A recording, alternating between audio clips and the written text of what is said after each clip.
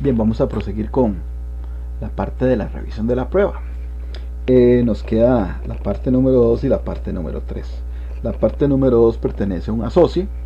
Normalmente yo los asocies los hago de la columna B hacia la columna A, pero bueno, también se pueden hacer de la A a la B, ya es cuestión de gustos. Okay. Por ejemplo, acá aprovecha la opción primera de la columna número B o de la columna B. Dice aprovecha mejor las estructuras de microprocesador. Los hilos del kernel son los que pueden aprovechar mejor las estructuras del microprocesador, y los hilos de kernel pues obviamente están diseñados bajo esas características que aprovechen las arquitecturas multiprocesador. Si no fuera así, entonces las operaciones de multiprocesador no serían sustentadas por el sistema operativo y se perdería obviamente la potencia de la arquitectura computacional. Wait y signal pues obviamente son primitivas relacionadas con los semáforos.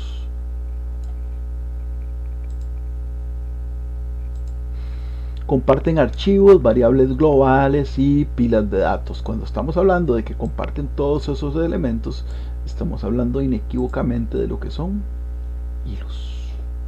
Cuenta con un microkernel descentralizado y descentraliza, las labores asignándolas a servidores de servicios. Esa es la estructura de sistemas cliente-servidor.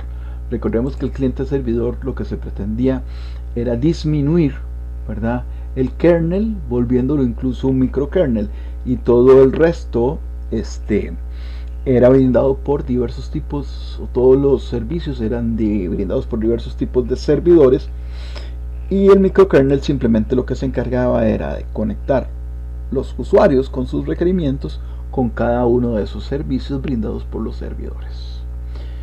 El cambio de contexto es más sencillo que en un proceso normal. Ahí estamos hablando de los hilos de los usuarios. Todo el sistema operativo está encapsulado en un único archivo. Cuando vemos esa referencia, pues obviamente estamos analizando sistemas de tipo monolítico. Recordemos, los sistemas monolíticos eran de una sola piedra, o sea, la filosofía en esos momentos de la programación era que se programaba en un solo sistema, y los sistemas operativos no escapaban de esa tendencia global de desarrollo. Entonces los sistemas monolíticos son los que cumplen con esa característica. Información que genera el sistema operativo sobre cada proceso. Recordemos, cada vez que se crea un proceso en el sistema operativo, se crea un bloque de control de procesos para llevarle el seguimiento a cada uno de los procesos y determinar cuál es su estadio, cuál es el nivel de ejecución. Tiene que actualizarse ese bloque de control de procesos cuando hay cambios de contextos, etc. Herramientas de sincronización. Bueno, herramientas de sincronización son los monitores, los semáforos y los mutex. Todas esas son herramientas que permiten la sincronización de procesos. Luego tenemos interfaz de usuario, es lo que se conoce como shell, que puede ser de texto, puede ser interfaz gráfica o cualquier otro tipo de interfaz que le permite al usuario comunicarse con el kernel o con el sistema operativo. Parte del programa que accede a recursos compartidos, en este caso es lo que se conoce como región crítica, zona crítica o área crítica. Bien, en la tercera parte, la primera pregunta dice: explique una razón de por qué es importante que exista sincronización en los hilos que se ejecutan en procesos, y explique un riesgo que se corre si estos no se ejecutan apropiadamente. Bien, total 2 puntos. Esta pregunta estaba muy basada en el laboratorio número 4, porque en el laboratorio número 4 utilizamos hilos y sincronización. Inicialmente los hilos se ejecutaron sin sincronización, lo que hacía que los datos aparecieran de una manera pues no precisa, casi que absurda. Eran datos, ¿verdad?, que se sobreescribían uno sobre otro a nivel del hilo de procesamiento, ¿verdad? Entonces, como no guardaba ningún tipo de sincronización, uno escribía y otro volvía a escribir y otro escribía varias veces, mientras el otro todavía no estaba escribiendo y después escribía y le sobreescribía. Entonces la sincronización es importante en los hilos y deben de sincronizarse o hablarse entre ellos, ya que si no se pueden sobreescribir los datos en variables de tipo compartido, obviamente compartidos entre ambos. Como se evidenció en el laboratorio 4, en donde se utilizaron hilos, en la primera instancia los hilos no tenían sincronización, porque los datos de salida de cada hilo entraban en la zona del otro, lo que hacía que los datos se sobreescribiesen o sobreescribieran. Posteriormente, cuando se sincronizaron, los datos ya no se sobreescribían y tuvimos el resultado final que estábamos esperando. La pregunta número 2, explique en el campo de sistemas operativos el concepto de semáforo y explique cómo funcionan las dos primitivas que manejan. Bien, un semáforo, recordemos, es un sistema de control de concurrencia por medio de sincronización. La idea es que impida que dos procesos ingresen a un recurso al mismo tiempo.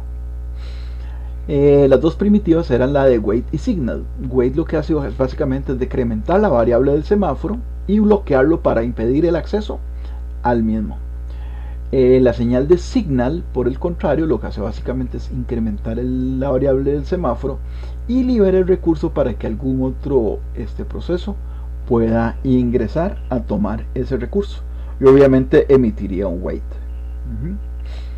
La tercera pregunta, si un sistema operativo labora con un planificador de procesos que brinda prioridad de ejecución a los procesos más pequeños para terminarlos a la brevedad, este tipo de planificación podría generar problemas de inanición de procesos o no. Justifique su respuesta con dos razones.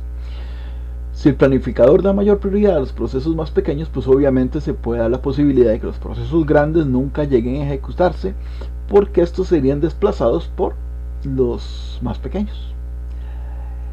Y siempre estarían perdiendo la posibilidad de ejecución contra otros procesos entrantes al ser de menor tamaño.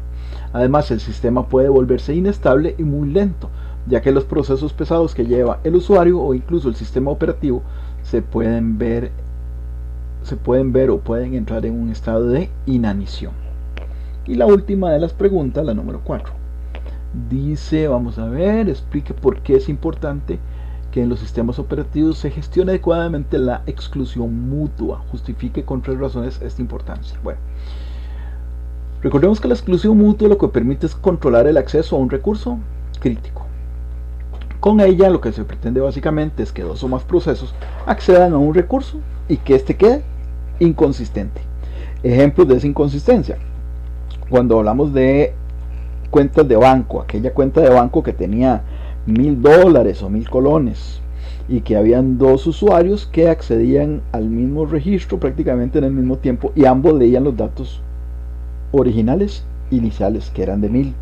Posteriormente, en la última actualización del segundo usuario, los datos quedaban inconsistentes, ¿verdad? También habíamos visto un ejemplo del Process ID del sistema operativo. En ese sentido también puede quedar inconsistente si no se controla adecuadamente el momento de leer el número de Process ID que se lleva en secuencia. Si se gestiona adecuadamente la exclusión mutua, se reduce el riesgo de tener interbloqueos y procesos en inanición. Y disponer de un recurso crítico en el menor tiempo posible.